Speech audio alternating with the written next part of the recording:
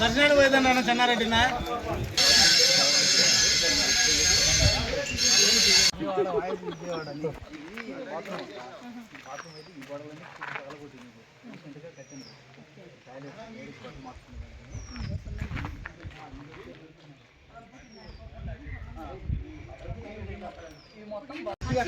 అట్లా చూసినట్టు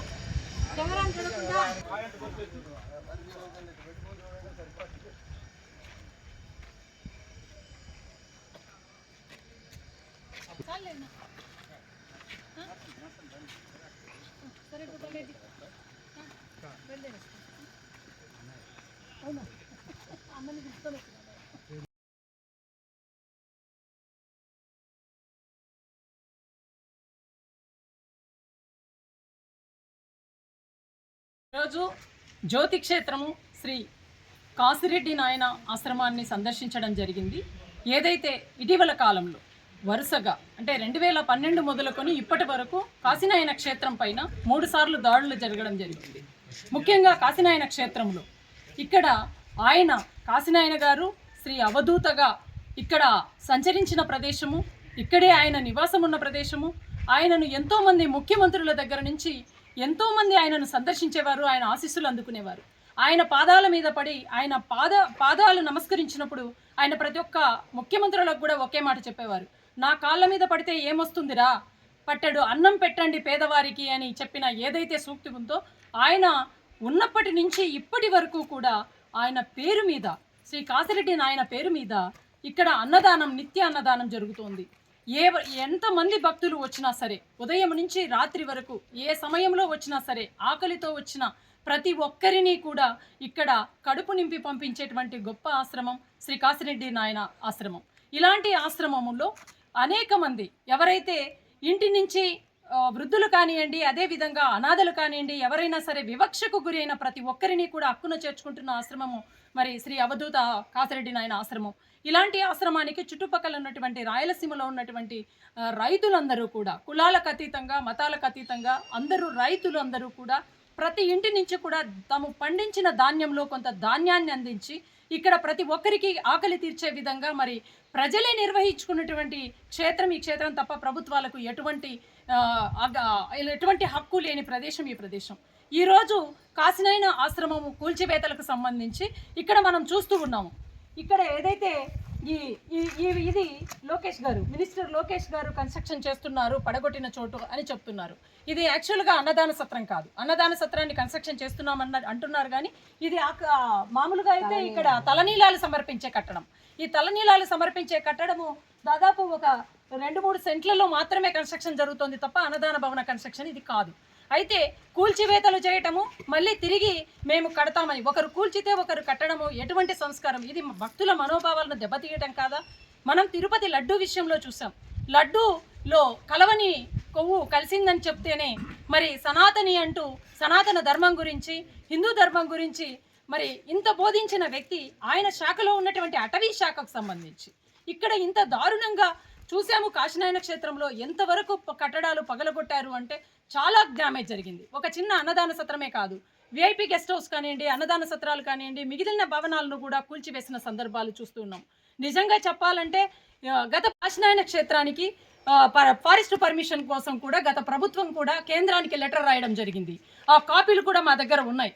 అయితే దాంటిని కొనసాగింపుగా ఈ ప్రభుత్వం కూడా వాటిని కొనసాగింపుగా ఫాలోఅప్ చేసి కాశీనాయన ఆశ్రమానికి అనుమతులను తీసుకురావాల్సింది పోయి ఈ కాశీనాయన ఆశ్రమం మీద దాడులకు తెగబడము, ఫారెస్ట్ అధికారులను మరి ఫారెస్ట్ డిపార్ట్మెంట్లో ఉన్నటువంటి పవన్ కళ్యాణ్ సనాతన ధర్మము సనాతనిని నేను అని చెప్పే పవన్ కళ్యాణ్ గారు ఇలాంటి చర్యలు ఎలా జరిపిస్తున్నాడో తెలియట్లేదు.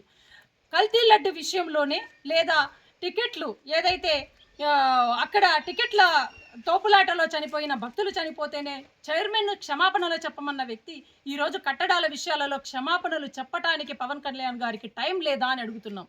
ఈరోజు కేవలం ఒక రెడ్డికి సంబంధించిన ఈ కాసిరెడ్డి క్షేత్రాన్ని కేవలం రెడ్లకు సంబంధించిన ఒక క్షేత్రం మీద దాడులు చేయటం ఎంతవరకు సమంజసమని ఈరోజు రెడ్డి సంఘం అంతరం కూడా ఏకమై ఈరోజు రావడం జరిగింది. తప్పకుండా ప్రతి క్షేత్రం మీద కూడా ఆధ్యాత్మికత వెల్లివిరియాలి. ప్రజలలో సనాతన మార్గంలో నడిపించేదానికి మీరు సంసిద్ధమైతే ఇలాంటి వాటి మీద దాడులు చేయటమే సనాతన ధర్మమా అని ప్రశ్నిస్తున్నాం. అందరూ హిందువులందరము కూడా ప్రతి ఈరోజు రెడ్డి సంబంధించిందే కాదు, ఏ క్షేత్రమైనా సరే ఒక గొప్ప వ్యక్తులకు సంబంధించిన వారి చరిత్రను తెలిపే విధంగా ఉన్నటువంటి ఏ కట్టడాలను కూల్చడము ఎంతవరకు సమంజసం? మాకు తెలిసినంత వరకు 30 హెక్టార్స్కు సంబంధించిన భూమి ఇక్కడ రిజర్వ్ ఫారెస్ట్లో ఉన్నప్పుడు ఒక భక్తుడు మాధవరం దగ్గర 70 ఎకరాలు నేను స్వచ్ఛందంగా ఇస్తాను, మీరు కావాలంటే ఫారెస్ట్ వాళ్ళు అక్కడ తీసుకొని ఇక్కడ వదిలేయండి అని చెప్పిన సందర్భం కూడా ఇక్కడ కాసినేన క్షేత్రంలో రికార్డ్స్లో ఉంది. అదేవిధంగా ఈరోజు ఫారెస్ట్ డిపార్ట్మెంట్లు ఏ రోజైనా సరే మాధవరంలో ఉన్న భూమిని వాళ్ళు స్వాధీనం చేసుకోవచ్చు అనే విధంగా ఉన్నప్పుడు కూడా కేవలం కాశిరెడ్డి నాయన ఆశ్రమాన్ని కూల్చడమే ధ్యేయంగా ఎందుకు ఈ ప్రభుత్వం పనిచేస్తోంది అని ప్రశ్నిస్తున్నాం. ఇది మొదలు కాదు, 2012లో ఇదే ప్రభుత్వం కూల్చివేతలకు ఎగబడింది. అదేవిధంగా ఇప్పుడు వచ్చిన ఈ 9 నెలల కాలంలో కూడా ఇది రెండోసారి మళ్ళీ కూల్చివేతలకు ఎగబడడం. ఎందుకు ఇంత వివక్ష? ఒక రెడ్డి కమ్యూనిటీకి సంబంధించిన క్షేత్రాల మీదే ఎందుకు ఇలా కొనసాగుతోంది అన్నది మేము ప్రశ్నిస్తున్నాం. చాలా మటుకు చాలా క్షేత్రాలు చూస్తున్నాం, అన్నీ కూడా రిజర్వ్డ్ ఫారెస్ట్ ఏరియాల్లోనే ఉన్నాయి. కానీ ఏ ఫారెస్ట్ని కూడా కూల్చడానికి ఎక్కడా కూడా ధైర్యం చేయలేదు. కానీ ఇక్కడ ఎవరు ఏమి చేయలేరు, మనకెవరు అడ్డు అదుపు లేరు అని ఫారెస్ట్ డిపార్ట్మెంట్లో ఉన్న పోలీసుల్ని కానివ్వండి, అధికారులను కానివ్వండి ఉపయోగించి ఇక్కడ కూల్చేసి ఒక ఆయన కూల్చేస్తే ఇంకొక ఆయన నేను కట్టిస్తాను సొంత నిధులతో అని ఎలా కట్టిస్తారు? ఆ రోజు అది ఈ ఫారెస్టులో ఉంది, మాకు అనధికారికంగా ఉంది కాసిరెడ్డి నాయన ఆశ్రమము అని పగలగొడితే ఈ కూటమి ప్రభుత్వము, మరి అదే కూటమి ప్రభుత్వంలో ఉన్న ఇంకొక మంత్రి సొంత నిధులతో నేను కట్టిస్తానంటే ఈరోజు అనుమతులు ఉన్నాయా మీకు కన్స్ట్రక్షన్ చేయడానికి? ఖచ్చితంగా దీన్ని వ్యతిరేకిస్తున్నాం, దీన్ని తీవ్రంగా ఖండిస్తున్నాం. ఖచ్చితంగా ఇక మీదట కాసినాయన ఆశ్రమము అనేక మంది శరణార్థులకు ఆశ్రయం కల్పిస్తోంది, అనేక మంది ఆకలిని తీరుస్తోంది.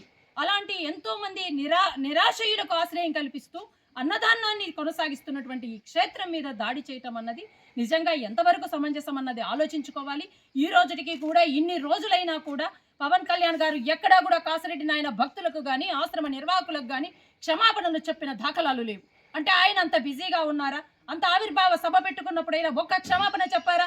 కాసిరెడ్డి నాయన మఠం మీద ఏదైతే క్షేత్రం మీద జరిగిన దాడి నేను క్షమాపణలు కోరుతున్నాను, హిందువుల మనోభావాలు దెబ్బతీశానని ఒక్క మాట అన్నారా? లేదు.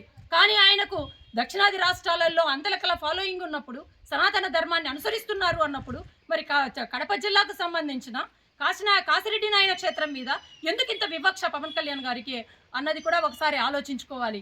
మరి కూటమి ప్రభుత్వంలో మీకు ఏమున్నాయో మాకు తెలియదు. ఒక ఆయన కూలిస్తే ఇంకొక ఆయన నిర్మించడం అన్నది మా మనోభావాలను దెబ్బతీసినట్టే. కాబట్టి వీటి మీద తక్షణమే ప్రభుత్వము జీవో రిలీజ్ చేయాలి. ఇక మీదట ఎప్పుడూ కూడా మేము కాసినాయన క్షేత్రానికి సంబంధించిన కట్టడాలను కూల్చివేయము అనే జీవోని ఖచ్చితంగా విడుదల చేయాలి.